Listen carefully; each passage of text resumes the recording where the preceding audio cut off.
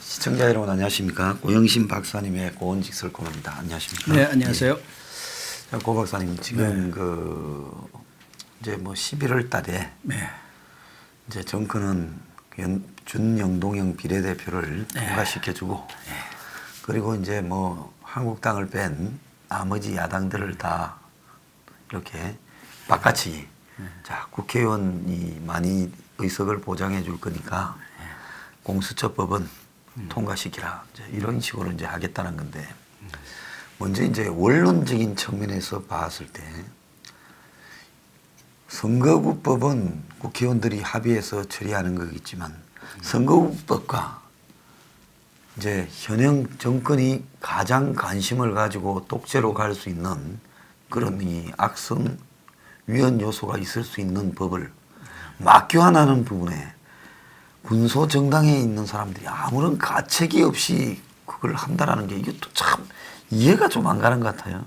이해가 안 가는 것이 아니라 진짜 야바이꾼들이죠. 예. 정의당이 특히 뭐 노회찬 의원의 정신을 뭐 잊는다든가 뭘 받든다든가 하고 그렇게 떠들었는데 지금 완전히 불이당이 된 거 아닙니까? 본인들이 지금 아마 이번 조국 정국에서 가장 큰 타격을 받은 거예요. 뭐 그렇죠. 문재인 대통령이 제일 많이 받았지만 예. 그 꼬마 정당이 완전히 지금 짜그라지고 있지 않습니까? 그렇습니다. 국민들을 우습게 한 거고 그런 뭐 내용을 이야기하기 전에 과연 패스트트랙법이 궤도 이탈을 하지 않을까? 지금 막바지에 와 있습니다만은 열심히 달려왔어요. 뭐 180일인가 뭐 얼마인가를. 예.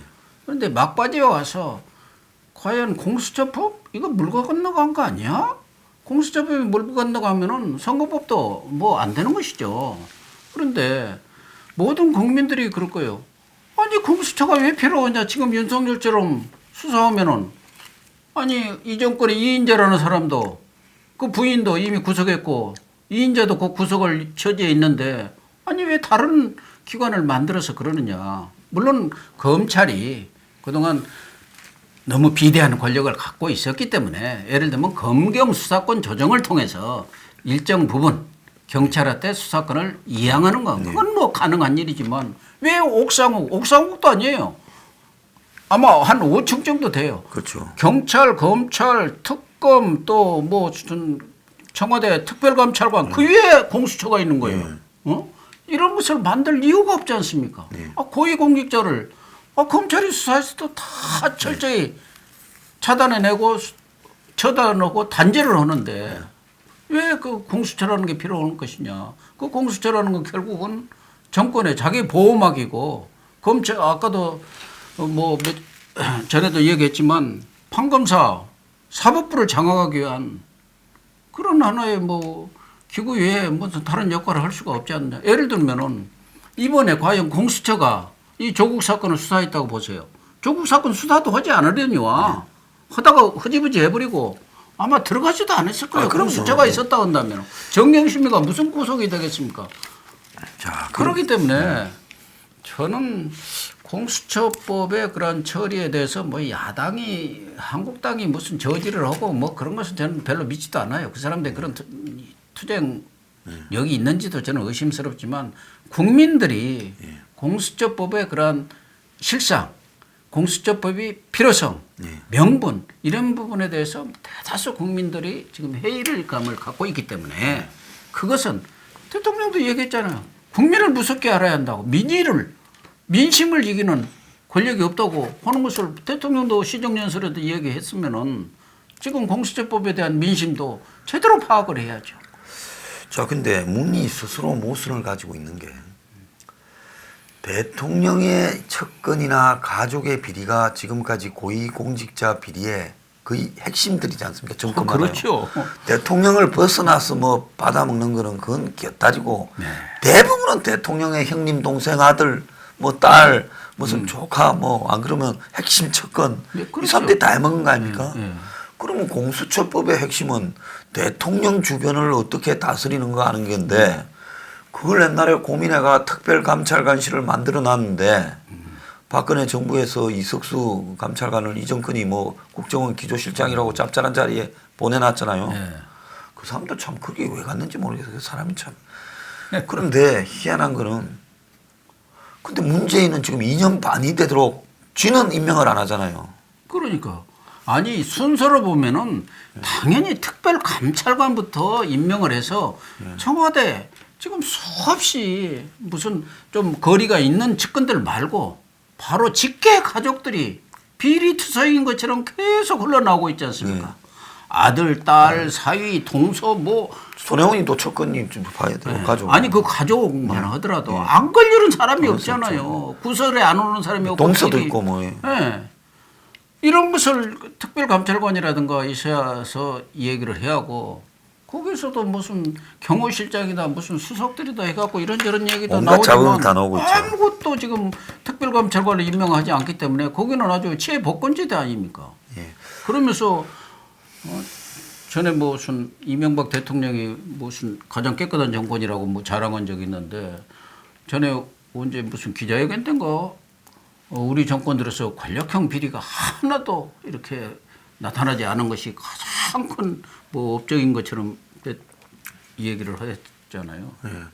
자 그렇다면 자기가 대통령 그러니까 모든 고위공직자 비리의 뭐 대부분이라고 할 수 있는 대통령한테서 나오는 비리를 현행법에 이렇게 할 수 있는 일도 일부러 안 하면서 안 하죠. 남의 고위공직자 판검사나 장성들의 일을 예. 경찰 고위직의 비리를 뒤지겠다 이렇게 하는 부분 그렇다면 여기서 핵심은 자기가 공수처장을 임명하는데 전혀 관계 못하도록 해서 차라리 뭐 총선을 할 때 공수처장 선거를 해가지고 정치 경력이 일체 없는 뭐 이 명망 법조인 원로 중에서 투표로 그냥 뽑는 이런 부분을 한다든지 이래야지. 아니 뭐 누가 추천하고 무슨 기관들이 추천하지만은 결국은 2배수로 해서 자기가 임명하고 또 법 여건이 거의 사람을 정할 수 있는 이런 걸로 한다면 그러니까 게시타포 소리가 나오는 거 아닙니까? 그렇죠. 그러면 문재인이 진짜 공수처가 검찰 개혁의 열망이라면 공수처장은 선거로 뽑고 공수처는 검사들이 다 파견 가서 한다. 일정하게. 그러면 될 일 아닙니까? 그러면은 별 문제는 없는데 저는 기본적으로 검찰이 가장 검찰개혁의 핵심은 무슨 관행 또 잘못된 수사의 그런 어떤 문화랄까 그런 것들을 뭐 하는 것도 개혁이지만 가장 그 핵심은 누가 들어도 그거 아닙니까? 권력으로부터 독립해서 권력으로부터 정치적 중립을 지켜서 검찰이 제대로 수사를 하도록 그렇죠. 만들어주는 거 그게 가장 중요한 거예요. 그런데 꼭 필요하다 한다면은 저는 뭐 필요치도 않지만 예를 들면은 지금 있는 상설특검 거기다 공수처장의 역할을 그것도 부여한다든가 괜찮죠. 예. 또 황 소장님 말씀하신 대로 아예 공수처장 임명이라든가 이런 부분은 아예 독립적으로 그래서 독립적으로 수사를 할 수 있도록 대통령하고 정권이, 전혀 관계가 없도록 권력이 관여를 못하게 한다든가 아니면은 문재인 대통령이 정말 이것은 검찰 개혁의 차원이고 검찰권의 그런 지나친 비리화를 견제하기 위한 것이라 한다면은 좀 시간은 걸리겠지만 이번에 만들 때 문제점이라든가 이런 걸 철저히 분석해서 제대로 된 공수처법을 만들고 그 공수처법을 다음 정권에서 시행하도록 하자. 그러면 누가 정권을 잡을지 모르니까 그것에 대해서 공수처법을 아마 제대로 만들 거예요. 아, 그럼요. 그렇게 하면은 야당도 반대할 이유가 없지 않습니까? 자기가 다음 정권이 잡으면 되는 것이고 그러면은 여든 야든 이 공수처법에 대해서 누가 정권을 잡을지 모르니까 아마 국민들이 보아더라도 그거 필요하네 할 정도로 법안을 만들 텐데 지금 내는 법안은 뭐 말씀하신 대로 게시타포 비슷한 법안인 것이고 이런 법안을 갖고 있는 선진국이 지금 어디가 있습니까? 어디 저 몽골이라든가 어디 뭐 이상한 나라에서 조금 있어요. 예. 그것도 비슷한 거. 그런 것을 왜 우리나라가 들여옵니까?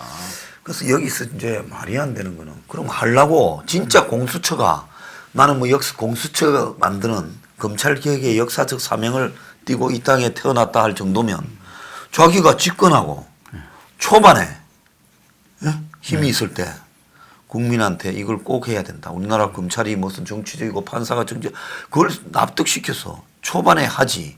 그 초반에는 검찰을 이용해서 서울중앙지검의 특수부를 강화시켜가 죽도록 남을 후배 파고 이제 남 다 후배 파가 골로 보내고 자기 비리는 이만큼 누적되니까 이제사 공수처를 하겠다면서 그러니까 지는 특별감찰관도 안 하면서 어떻게 저렇게 뻔뻔할 수가 있냐는 거죠. 사람이 말을 하더라도 논리가 돼야지. 그러고는 국회에 가가지고 마치 공수처를 뭐 안 하면 절대로 안 되는 역사적 필연이 있느냐 국회의원 앞에 설파를 하고 있어요. 기승전 공수처 아닙니까? 예. 물론 정치적 차원에서 공수처가 현실화 되든 안 되든 그 법이 통과되든 안 되든 지금 조국 정국에서 탈피하기 위해서는 공수처법 패스트 트랙법으로 변환을 하는 것이 아마 여권 입장에서는 국면 전환이라는 측면도 있고 또 하나는 총선 전략 차원에서 안 되더라도 우리는 개혁을 하려고 했는데 저 한국당은 반개혁 기득권에 집착한 세력이었고 반개혁 세력이다. 이런 프레임을 만들려고 선거 전략 차원에서 그런 뭐 정치적 주장은 할 수는 있다고 보지만 그러나 말씀하신 대로 저는 특수부 이런 거 좀 줄이는 게 옳다고 봅니다. 예? 너무 많은 권력들을 검찰이 갖고 있어요. 지금 윤석열 검찰은 지금 이런 조국 수사 같은 데서 잘하고 있지만 사실 얼마 전 과거 검찰이라는 게 권력의 충견 노릇해가지고 그냥 있는 죄 없는 죄 만들어내서 얼마나 많은 사람들이 고통을 받았습니까? 검찰권을 누가 견제할 데도 없어요. 기소권, 공소권을 수사권까지 다 쥐고 있기 때문에 견제할 권력이 없는 무소불위의 그런 권력 집단이었기 때문에 그런 부분에 대해서는 일정 부분 견제의 장치가 필요한 것은 사실이지만 지금까지 말씀하신 대로 특수부 이명박 때 특수부 뭐 서울중앙지검만 해도 2개인가 있던 걸 3개, 4개로 늘렸고 거기에 인원도 뭐 30명 있던 것이 무슨 40 몇 명까지 늘려가지고 한 몇백 명을 현대판 사화 아닙니까? 그렇게 잡아놓았어요. 그런데 지금 뭐 검찰 개혁이라는 게 또 힘이 있을 때 해야 한다고 덜 그리웠지 않습니까? 임기 초에 해도 될까 말까다. 그런데 임기 중반 지금 힘 빠져가는 상황에서 경제도 나빠 대외적으로도 외교 안보 측면에서도 아주 불안한 상황이에요. 이런 데서 검찰 개혁을 한다고 나서봤자 될 일이 아닙니다. 정말 문재인 대통령이 검찰 개혁을 하려면 진짜 검찰권의 그런 독립성을 보장해주고 우리 비리에 대해서도 철저히 수사해라. 대신 검경수사권 조정을 통해서 검찰이 직접 수사하는 부분은 최소화해라.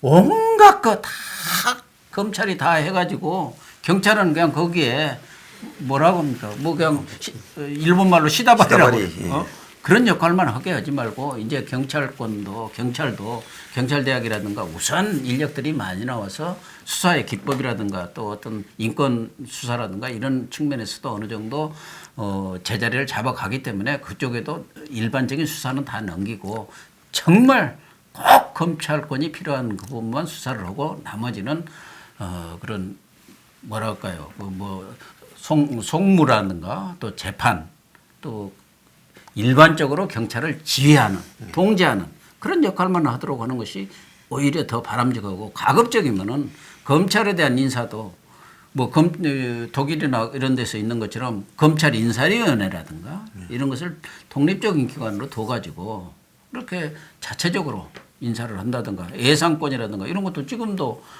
뭐 경찰청만 하더라도 행안부가 행자부에서 분리돼가지고 예산 인사권을 독자적으로 행사하고 있지 않습니까?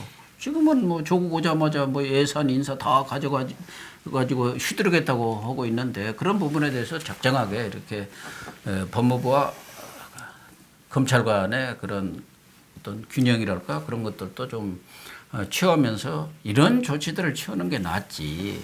지금 되지도 않을 공수처 이미 명분을 잃었어요. 이번 윤석열 검찰총장 체제하에서 이걸 강제로 또 무리하게 밀어붙여가지고는 저는 파국분이 올 게 없고 오히려 엄청난 역풍에 휩싸이라고 봅니다. 예를 들면 이 공수처를 해가지고 아까 말씀하신 대로 요거를 해주는 대신에 야당들이, 그것도 군소 야당들, 사실은 뭐 아무나 뭐 폄하하는 건 아닙니다만은 자기들끼리도 내분이 붙어가지고 그 내에서도 두 지붕, 세 지붕으로 나눠져 있는, 세 가족으로 나눠 있는 그런 야당들이 자기 생존을 위해서 이렇게 엿바꿔 먹는다. 이거 국민들이 용납할 것 같습니까?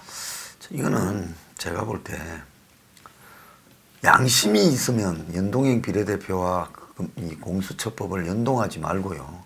공수처법은 공수처법대로의 헌법 정신, 상권 분리, 그리고 더 나아가서 이것이 옥상옥에 저런 조직을 만들어서 판검사, 김장성, 경찰까지 다 주무르는, 그래서 특정한 사실을 꼭 집어서 직권남용이니 또 뭐 직무유기니 기밀 유출이니 조사할 수 있는 이런 부분이 결국은 이 상권 분립에 위배되는 소지가 있다.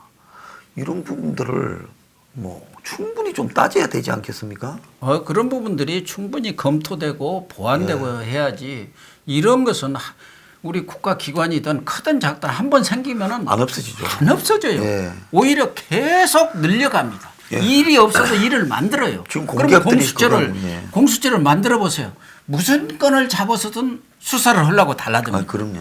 수사가 많아질수록 우리 민생은 팍팍한 거예요. 끝박으면 오라고고, 급박으면 수사한다고. 그렇기 때문에 수사기관을 가급적, 저는 뭐 국가의 역할이라는 것은 정말 꼭 필요한 한도 내에서 최소한의 역할만 해야 한다는 입장인데, 지금 민간 부분의 역량이 국가의 역량보다 훨씬 높아요. 황 소장의 어떤 정치적 판단이 저 정부 수석 강기정입니다 못 오겠습니까? 청와대에 있는 어느 수석이 우리가 봐도 야, 저 사람 정말 옛날에 김재익이라든가 우리가 정말 그런 맨파워가 부족했을 때 그 관료들의 그런 엘리트 그런 게 없어요. 오히려 식견이라든가 역량이라든가 이런 게 민간 부분한테 떨어져요. 맞습니다. 그런 상황에서 이런 것을 무리하게 추진했다가는 역풍만 붑니다.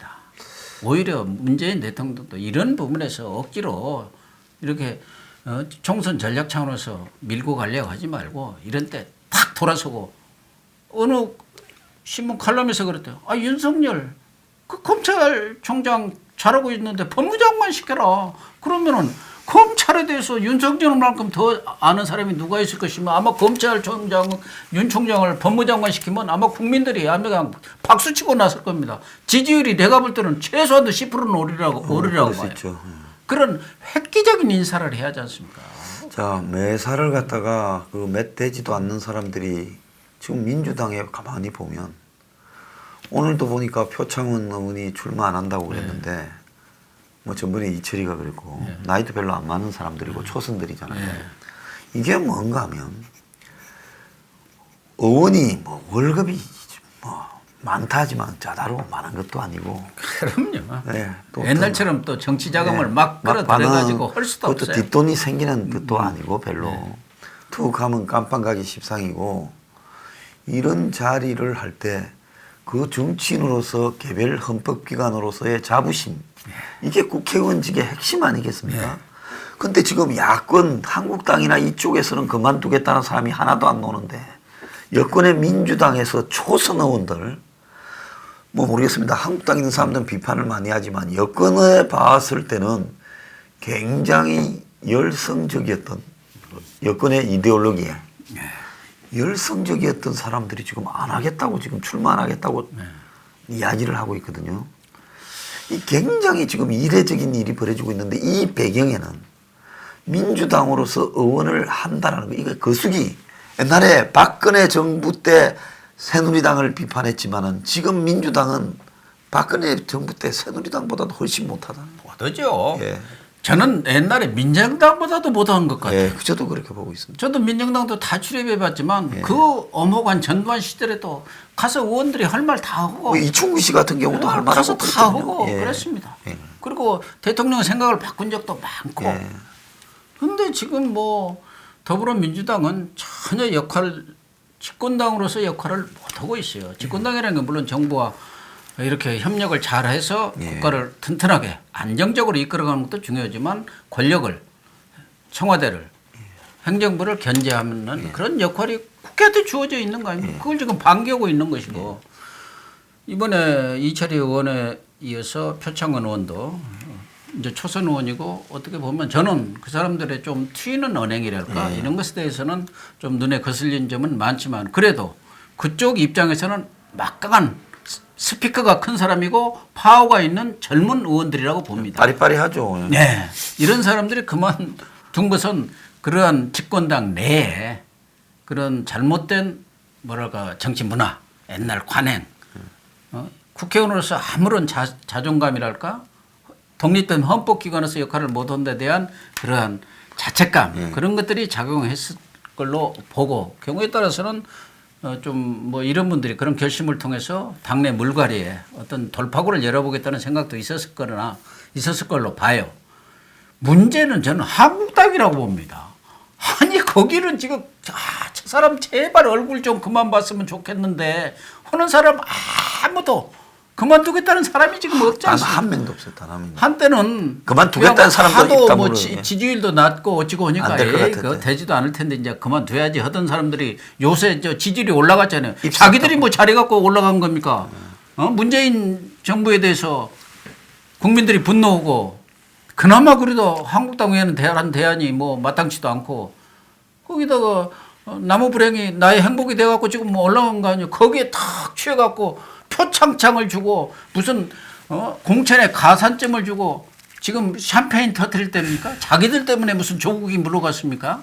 정말 자상하고 반성해야 해요. 한국당은. 그건 그런 쓴소리를 받아들여야 하는데 이 사람들은 당내에서도 당원들까지도 이번에 다들 한심한 작태를 정말 치졸한 작태를 벌이고 있다고 그렇게 붕괴하는 뭐 그냥 전화가 빗발쳐갖고 일을 못할 지경이라고 하지 않습니까? 저도 그거 보고 자 한국당 멀었네. 저래 갖고 내년 선거 이기겠나. 또 하나 걱정은 저런 정도 생각을 가진 사람들이 무슨 패스트트랙법을 저지하겠나. 그래서 말입니다.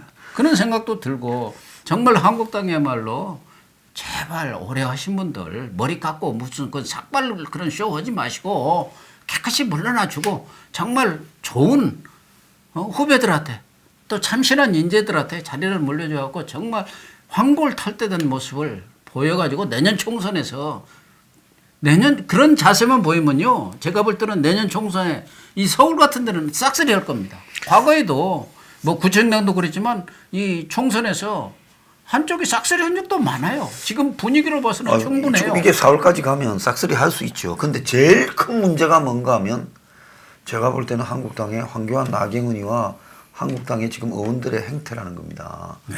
이 사람들만 평균치만 되면 문재인은 제가 볼 때 임기 못 채우고 쫓겨날 거라고 해요. 내년 총선에 지면 지금 행태로는 정권 운영 못 해요. 그런데 이 사람들이 저 민주당 이 과거의 바보를 덤이라고 하면 이 덤이에요. 그러니까 더 바보니까 그 대표적인 게 어제 말입니다. 정경심이 그 구속영장이 청구되는가 마는가 하는 날에 그제 어제 이제 그게 있는데 그저께 오후에 저것끼리 만나가 조국 TF 잘했다고 표창장 주고 그러니까 참. 그러니까 뭐 욕이 바가지로 쏟아졌다는 거 아니에요. 그러니까 이것들이 어디가 제일 문제인가 하면 이걸 하면 욕을 먹을 건가 안 먹을 건가도 구별도 못 한다는 거예요. 진짜 정무감각 없는 사람은 요 한국당이에요. 그렇습니다. 윤석열이는 정무감각이 아주 탁월한 사람이고 탁월한데 본인이 없다고 말하는 거고 거죠. 이 사람들은 자기가 정치 도사 구단이라고 생각들을 하는데 내가 볼 때는 초단도 안 되고 구급자리들이에요. 국민의 민심하고는 전혀 관계없이 그동안 대부분 출신들이 판검사했던 사람들, 고위 관료했던 사람들, 기업에서 무슨 높은 자리 했던 사람들. 그러니까 완전히 그냥 웰빙에 또 내가 가서 뭐 그렇게 머리 숙이고 그런 거 할 사람들, 봉사정신이라든가 뭐 그런 정신 자체가 미흡한 사람들이에요. 정말 지금같이 어려운 상황, 국가적인 위기의 이런 상황 속에서는 표창장 주고 무슨 10만 원짜리 상품권 주고 그럴 게 아니야. 그 상품권도 왜 국회의원들한테 줍니까? 저 지금 청와대 앞에 가서 몇십 일을 가서 그 찬 이슬 맞고 농성하는 그런 사람들 도와주든가 거기에도 국회의원 말고 저 당뇨들 있지 않습니까? 굿바지도 없이 가서 쫓아가고 지금 다 그 사람들은 검찰에서 오라고 뭐고 아무런 보호벽도 없어요. 그 사람들한테 표창장을 주든가 그렇게 해야 하는 거 아니에요? 지금 그런 정도의 어떤 정치적인 감도 없는 사람들이 무슨 집권을 하겠다고 자기들이 잘해서 그래 된 게 아니라 참 길거리에 그 보수들이 그나저나 뭐 황수정이나 나나 그냥 전부 다 이렇게 비판하다 보니까 다 적이 될 수밖에 없네. 좋은 말로 다 자기들한테 쓴 말 고언인데 그걸 고언을 안 듣고 다 욕하는 말로 들으니까 비판하는 말로 비난하는 말로 오 들으니까 박사님하고 저하고는 이 스스로 마음에 떳떳하고 또 시청자들께서도 다 아시지 않습니까? 다 알고 있습니다. 그러니까 뭐 어제도 제가 집회를 했는데 이틀 딱 그냥 유튜브로 이야기했는데 한 3,000쯤 되는 분이 그 오시잖아요. 평일날 밤에 바쁜데 밤새우자고. 그러니까 다 아세요 사람들이요. 그런데 참 요즘 이렇게 고 박사님도 그 오랜 그 진짜 한국의 이 양심 있는 언론계의 원로시고 또 요즘 유튜브를 하는데 거기다가 또 노란 딱지를 붙여대고 막 참 진짜 엄청나게 붙여댑니다. 뭐, 네, 뭐 말도 올리기만 하면 붙여요.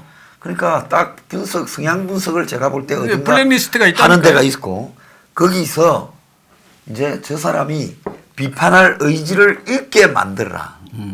그래서 아예 자체 검열을 하고 네, 자체 검열을 하고 스스로 아이고 이거 괜히 올려봤자 뭐 안 되겠다 해가지고 톤을 낮추고 뭐 그러라고 쓸데없는 이야기나 하고 그래라고 이제 이렇게 하는 거라고 봅니다. 그런데 그럼에도 불구하고 그걸 또 감수해 가고 있고 하니까요. 여러분들이 이런 저 어려운 환경에서 그래도 진실을 알리고자 이야기하시는 분들에 대해서 관심도 가지고요.